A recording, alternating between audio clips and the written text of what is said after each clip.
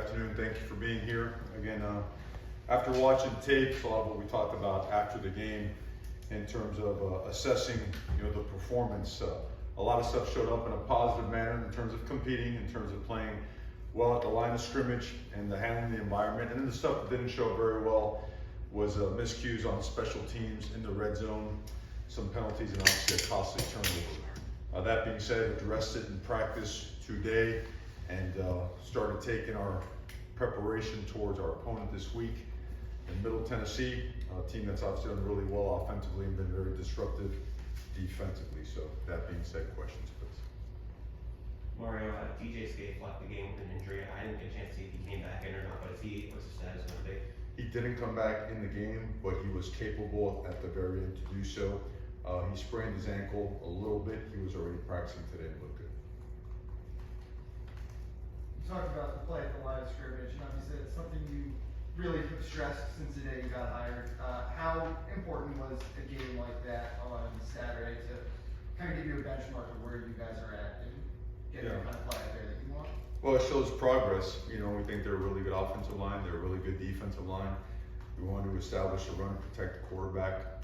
Quarterback got hit 5 times, but didn't get sacked. We sacked their quarterback 3 times. We hit him 12 times.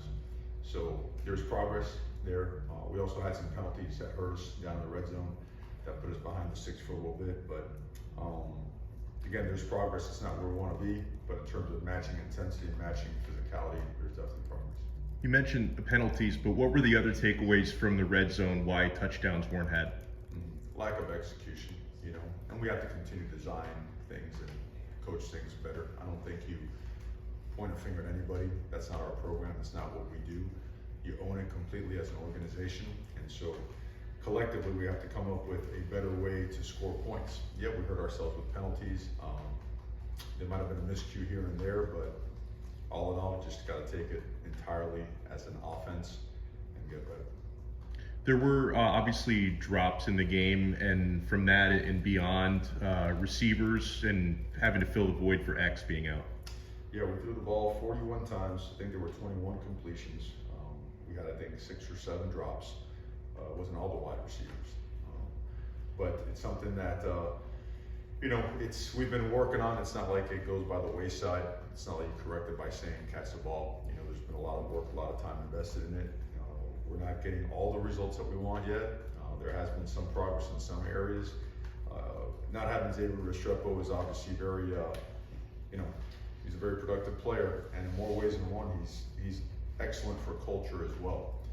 And he drives that room, and in his absence, we have to find a way to elevate the entire room, our level of play, our culture, our intensity, and our level of performance. So that's on all of us as an organization. How do you feel Tyler is settling into this new offense through only 3 games now? I think he's done pretty well. I do. And I think we have to continue to improve the supporting cast. I think we're starting to protect well. Game 2, we didn't protect very well. Game 1 was very productive. Game 2 had its moments. Game 3 had its moments. We got to do a better job overall as coaches and as players to make sure that we give the quarterback the best chance to be successful. Mario, John Campbell graded out, almost a 90 grade in pass blocking. How have you seen him come along since he's kind of gotten a chance to prove himself in the starting rotation? Hard worker, physical, tough. It means a lot to him. Invests a lot of time. He's all about technique and fundamentals, and you can coach him really, really hard, which is important. And how we're trying to progress the line of scrimmage. Takes a lot of pride in his work. It's an honor to have that guy here. He's really proved himself to be a very valuable member of this football program. Coach, Jacoby George had those 2 catches in his first game back. How has he looked, coming off that suspension? How do you see him progressing this season? Well, certainly he helped us in the game some, but has a lot of stuff to improve upon as well. And he is a guy that, we're going to continue to push and progress and demand more of. We're going to demand more of the entire wide receiver room, but we're going to help coach them and elevate them. I think you just sit back and say, hey, you guys got to do better. That's not it. It's our job, everyone in this organization, to help elevate that group, to make sure that the type of performance that we want to demand of that group is accompanied by encouragement, is accompanied by technique and fundamental work and practice reps that lead to a better result. So obviously we're counting on everybody in that room to get better. Mario, Rashard Smith, can you comment on him a little? I know he had a tough time for the last offensive play. How is the mental part now and getting over all that? Well, it's real simple. You better get over it. I mean, if you're affected by all the outside noise, you're going to have a tough time in this profession, right? This profession is very thankless and could be rough if you let the outside noise get to you. He's young, and I think he wants to do well. Like I mentioned earlier, I'm not mad at him. I'm disappointed for him. I know he's disappointed in terms of that. He is improving tremendously, and the only disappointment would be if a guy like that doesn't go out and spend every waking moment in the film room and every waking moment catching extra footballs, because that's always made players at Miami a lot better, right? Guys that invest time and do their work. He's a good person. He's a talented player. He's growing. He is young. We put a lot on him in the absence of Restrepo, and he's handled some of it really well, and the rest we got to help him get better at. Mario, the blocked field goal, just low trajectory on the kick, just a good play by the defensive player. What do you guys do? I'd say both. They got penetration, they got some knockback, and the kick was low. So it was a low trajectory. They're about 1.5 yards deep. Typically we get a little bit better lift, but typically we also get better, stand up at the line of scrimmage as well. So a combination of both, and obviously a very big play in the game. We were 3 for 5 on field goals for the day. How do you feel your team handled that environment, not playing games like that in a long time? How do you feel they handled that environment? They handled it well. I don't think the noise. Let me be set the right. I think they're an awesome environment. I think Texas A&M does a great job on game day. Their fans are behind it 100%. They do a really, really good job. But I don't think it played a factor in the game. We did jump off sides one time. Whether that be due to noise or not, I don't know. Hard to tell because we didn't have any other ones like that.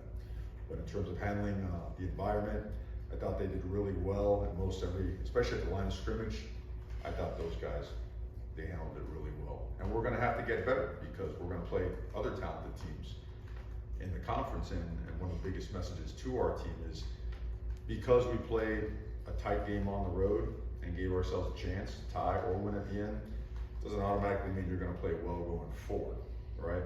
A lot of lessons to be learned, and you can't get better, right? Unless you legitimately look at your mistakes and learn from them. And you certainly can't get better if you keep living in the past. So we got to shake this off, right? And get to work and get better at the things and make practice elite. Practice has been good and it's been getting better. We got to make practice elite.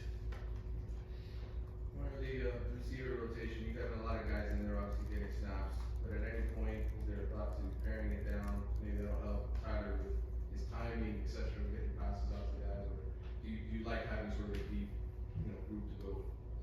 Like having the best guys on the field.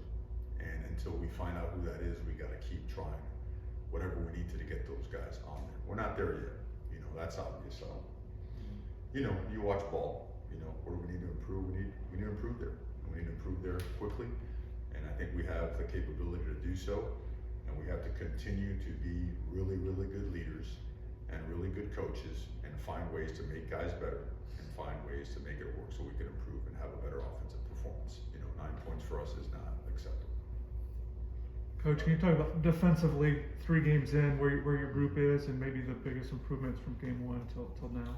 If we can solve our issues in the first drive of the game, we can say that we're doing some really good things defensively. I feel like 3 straight games, right? Drive number 1 has been something that's been a bit of an issue, but I think the entire defense is they're in a good place mentally in terms of adapting to this style of playing assignment football. In fact, most of the missed tackles, almost 66% of them, were due to us jumping out of a gap, trying to make a play instead of working our assignment. So our numbers could be even better, but I think you see the progress week after week. We're getting better at tackling, right? Our missed tackles were due to jumping out of a gap and creating a monster hole. Our line of scrimmage play, the defensive line is certainly improving. They're disrupting the quarterback, they're pressing the pocket. The linebackers are starting to get better. We're playing a lot of guys at linebacker as well. And probably the biggest jump this last week was the secondary, where we played much tighter in coverage. And guys did a really good job in playing man, and for the most part having success playing man coverage. So all in all, just progress, steady progress, and a lot of potential. There's still a lot of room to grow. Coach, Will Mallory had his most productive game against A&M. Has it been an emphasis to get more involved in the offense? It always has been. You know, sometimes the ball doesn't get spit out that way. I think if you watch this from spring through fall and all the scrimmages, the tight ends were touching the ball as much or more than anybody else.